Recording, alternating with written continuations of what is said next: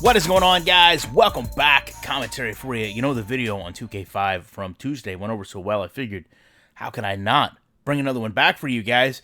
But go one step further and talk about opening couple plays. Talk about atmosphere. Talk about what this game still does better than Madden, which, in my opinion, isn't really debatable. One of the first things I want to talk about, though, is that immersion to start a game, right? So let's take a listen and a look at what this game does to start off. Hello and welcome to Arrowhead Stadium.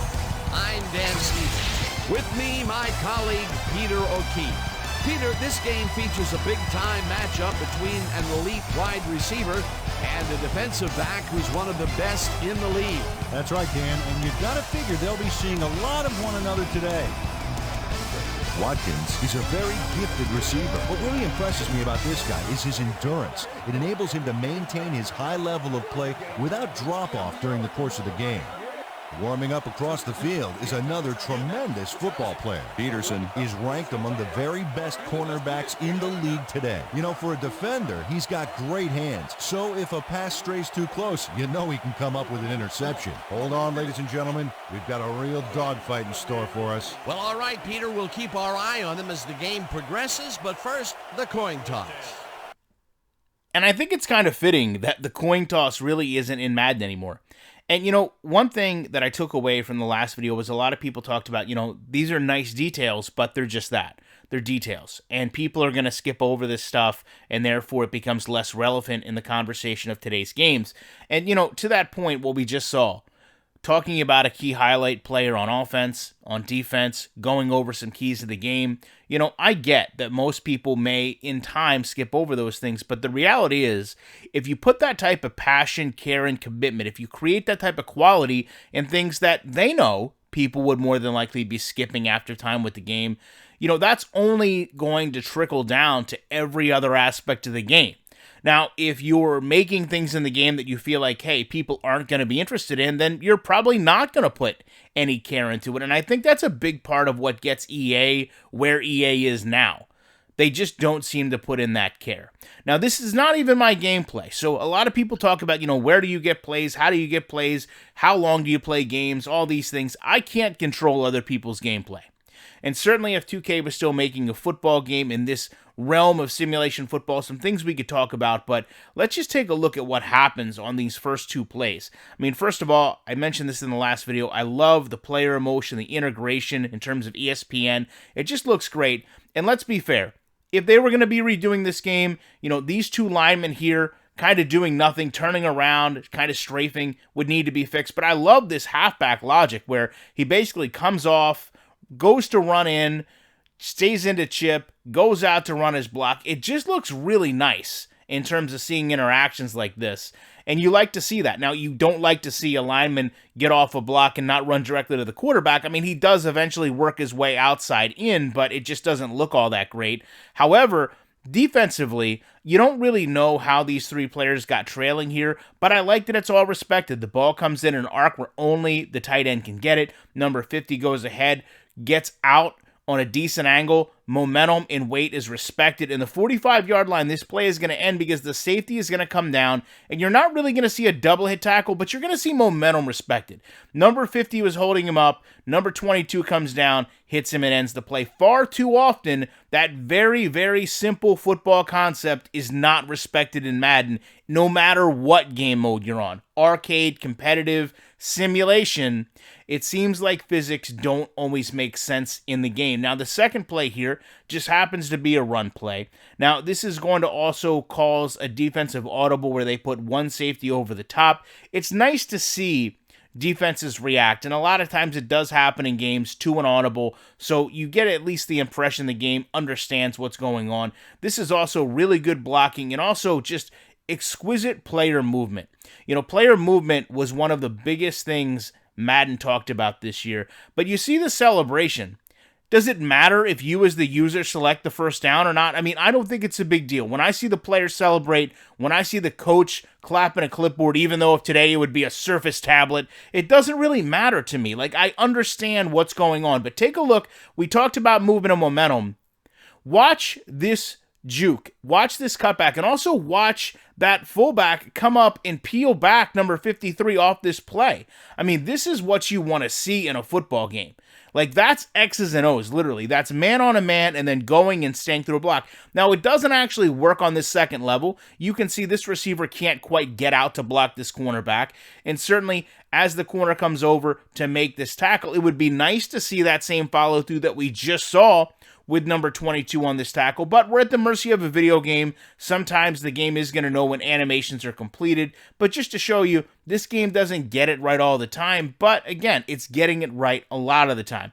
Talking about that ESPN integration again, I mean, it just slams you right in the face. I get it was ESPN 2K5 football, but you could really have, with the licensing EA has in place, every different network put into the game. Why they choose not to is something they need to determine. So, to go back to that point, because I think it's interesting when you think about selling points with EA and Madden. In the last video, we had an image where a player kind of fell into the end zone while he reached the ball out. And obviously that was the selling point of really not only Madden 21, but Madden 21 on Next Gen. And here you see an example of player movement where you basically have freedom to move in the field. You have kind of a juke, or let's say if we were EA, a jurtle, if you will, that allows a player to completely go across the face of an offensive player and then allows the player to run out to daylight. That's what we want in a football game, right? I don't ever recall, and someone can correct me if I'm wrong, I don't ever recall 2K coming out and selling us on player movement. I don't ever recall them coming out and talking about motion and this is going to be respected versus this isn't going to be respected versus we've created all these different ways that football is going to be compartmentalized to give you the most realistic football game possible.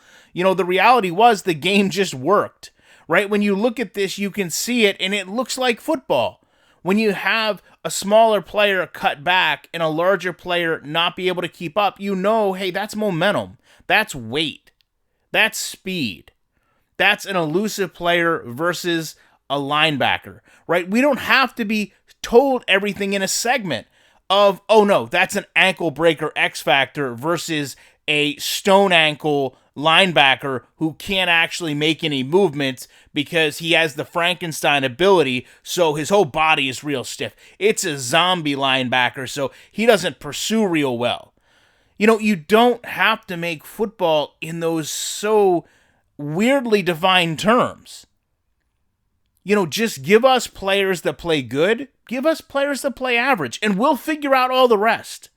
We're football fans. We know what we want in a team. We know who we want on our team. You don't have to tell us everything they're good at. If we play and understand the sport, we'll either know the player and understand their skills, or we'll figure it out as we go, becoming more ingrained with the sport and the game. So when you look at these things that so closely mirror what EA is literally selling you 15 years later in their game, and you ask yourself, why wasn't 2K selling these things? Were they not good at marketing? Did they not care to market it? Did they not understand that these things should have been marketed? But when you look at two plays, the whole picture, the game in its entirety, it's really hard to sit back and say, yeah, Madden is in a better place than this. They have every resource, they have every capacity, every capability, except in maybe one, it doesn't get mentioned a lot, but if you look at the credits of this game, a lot of NFL players, Tom Brady, as a matter of fact, Brian Urlacher, I believe, also motion captured in this game. Now, pro players motion capturing probably lent a lot of authenticity to the game, and obviously we are in a different sports world now, 5, 10, 15 years later, where you maybe don't have a player going out and doing motion captures, risking an injury. simply for the sake of their value, right? It's hard to imagine that, 15 years Tom Brady was expendable so he could go do motion capture recording for a video game. I don't exactly think it turned out that way, but I feel like as far as an athlete's value in terms of sports, it has gotten to the point where the extracurricular activities, regardless of what they're based in, actually do matter. But I just don't think that would have mattered all that much. I mean, should this game look that much better just because they had active NFL players doing the motion capture? I don't think so. I think EA could go out and hire incredible athletes that can replicate. I mean, we do know they hire them to replicate celebrations. Why aren't they hiring them to replicate movements? Why aren't you having a player study how a running back runs? Study how a player moves and then do their best to emulate that. Even best in terms of an actor is going to look great in terms of content with a game. We don't need perfection. We just need close if you're talking about motion captures. But EA has just really struggled to get to these points, and looking at these two videos has done nothing but reiterate it to me. And for the most part, from what I've seen, you guys as well. So you guys know by now. I appreciate you watching these videos. I hear you on the longer videos. I hear you on the 2K5 and the 2K content. And I promise you have a commitment to me. I will continue to put out these videos. Maybe not at the same rate I was putting videos out at 1 or 2 a day, because obviously these take a lot longer to compile and do. But I promise you, I watch you guys responding to my content. I understand what you want from my content. And unlike... You know what? I'm not even going to go there. I'm just going to say I appreciate you watching this video, and I will be back in the week with more commentary.